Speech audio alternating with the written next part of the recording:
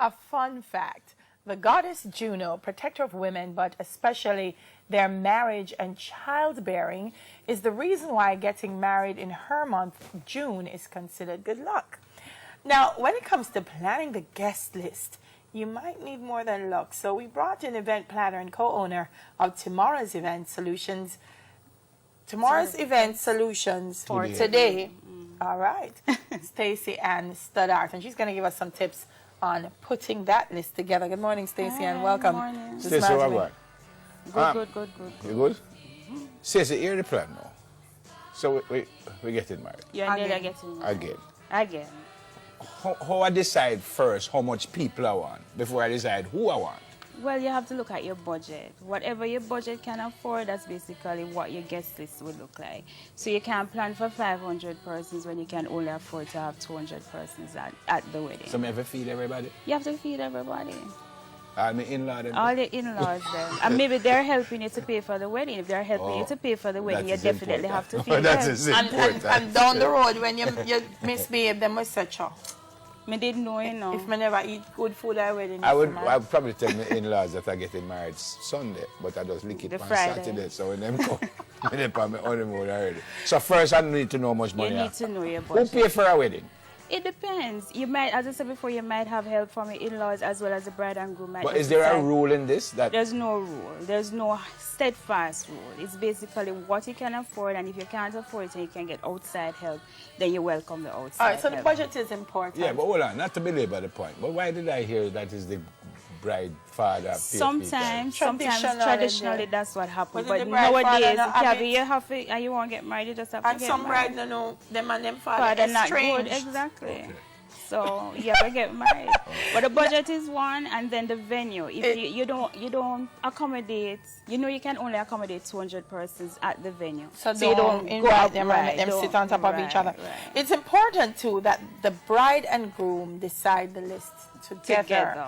No, talk me through that one, because sometimes the men don't even want to know. They don't want to know, or they can't be bothered. They think that wedding is just about the bride, but essentially at least offer the opportunity to the groom to do the list together. If he declines, then you can go ahead and do it on your own. But generally, you try to have a combined list so nobody feels left out. They usually decline, and then when the wedding going on, them look out and them say, "You never invite." And then when the person call him for complaining, he say, "You know, say me put it." Well, always use budget as an excuse. Just about the budget was tight, so that's always a very good excuse. All right, now this is the problem with the wedding list. Friends? People who not get invited, vexing, never get invited. Let's talk about who you invite. First of all, family members. Family members. How do you decide which members of the family come and who don't come? Well, it depends, as I said before, on the relationship. If you're very close to your family members, if you're very close to uncles, if you're very close to aunts, if you're very close to, cousins and nieces and stuff, fine. But it can't be that just because they're family invited. They must Maybe come. some distant family, you might have not seen them in ages. So not because it's family, that doesn't make it okay. You have to decide based on the relationship. If you have a great relationship, then no problem. Because you don't want any negative energy at your wedding. You want everything to be smooth. You want only who you want there at the end of the day. No, I don't have a problem if somebody says to me, "Daily, I'm getting married, but money's tight." Let me have to say money's tight. "Daily, I'm getting married. If you don't invite me, I'm cool," because there must be reason. But there are some friends who, if you do invite them, the friendship come to a screeching end. But you have to, it doesn't matter, you have to go back to budget. You have to use budget. No, but then what you can do after,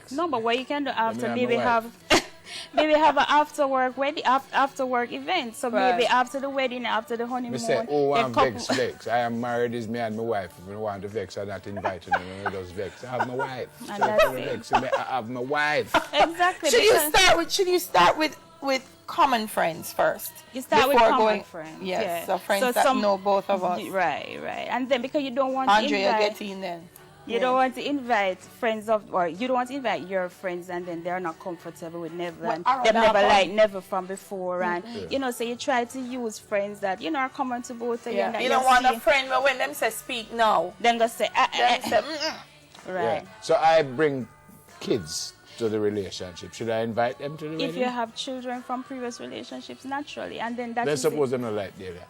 No, but it's a family. No, you get to be foreign and you. Leave them mother. I don't think the kids will be the problem. I think the exes will be the problem. You get the kids to come without their mother. Exactly. But that's what I'm saying. So because usually there's a little bit of a tension. Yeah, because them love their mother and them want daddy and mommy to be careful. Yeah, don't want nobody fling no stone in church. But then that is why you sort of sit down prior No, to your wife, why not you?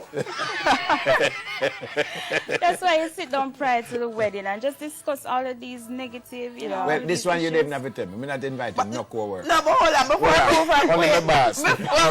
Boss, you're up front of the church. No, I'm not inviting no co-worker. You're not inviting Mr. Allen. You're not inviting That's Mr. what Allen. I just said, the boss. Your boss. Mr. Allen, clear. None of them? No, they can come. Oh, they can come, but not the co-workers. Why would I invite But when you invite children, though, you have to make special provisions. You have to for make them. special provisions. Yeah. It's either that you're going to have an age limit to say children 10 years and up are invited, because you don't want to have maybe a 3-year-old or a 2-year-old or 4-year-old, you know, start creating, mommy, I want to go to the bathroom, mommy, I want to do this. So you have to create boundaries and limits. What about your ex-girlfriends, Exes is generally a no-no. Why? You and Dale are getting married, you can't invite your ex. You want Dale to No, but my ex is my friend. No. Oh, Generally, you are telling me that my ex is not my friend? Generally, but it's not necessarily no. my friend. Exactly. And suppose she get a little tipsy and start one dance with that Then Dale not go run go ahead. If she get but that is the tipsy and problem start of marriage. drinking. Finish before it even starts. Let's open for toast. Yeah, And just gets up and she said, never told me you would never love anybody except me. And no, Dale turn up. Choke. No, exes, no, leave them out. You can't have your ex and not the bride's ex. Wanna come in with me. Remember me tell you. In-laws. What about in-laws? No, well, they mustn't be there. Why? Suppose they're paying for the wedding. They must be there. If they're paying for it, they must be. But if they're not paying for it, they're not going to be If there. they're paying for it, they must be right beside my boss. No, in-laws have to be there, The especially boss like get toast.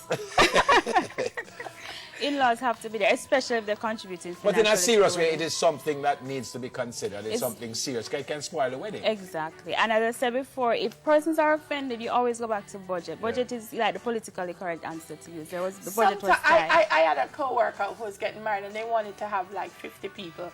But when her mother got a hold of the wedding, it kind of spiraled to like about 200. And that is why I say if the in-laws are paying for the wedding, you have to ask them what are their expectations. Is it that we expect that you're going to invite all you want to invite, your exercise partner, your drinking buddy? No.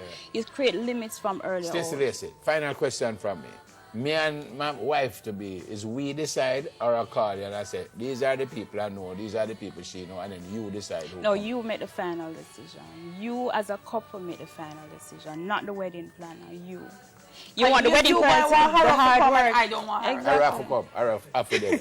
So, Hold on, make I explain something. Mr. Allen, Clear. the great Mrs. Grant, Yes. a rock, right there, so. so what happened to Andre? Andre, Andre, you usher. Richard. Alia is our next boss. Alia. I'll have to be there. right, What's the let's Kedin? Who? Kedin foot. Kadin? Yeah. She's No, about man, to she don't fire have him. fear problem in her church. She's about to fire him. She would, we have to go first to thing, her Kadin would want to sing. I want to Aubrey. Well, you saw your pause so long. No, Everard will represent the co-owner. Stacey to get out of hand now. We have to go. Event planner and co-owner Probably reach of Aubrey. the event. Solutions today, Stacey-Ann Stoddart. More and smile after the break. Aubrey. We said break. Right, so you go sit down. Cool,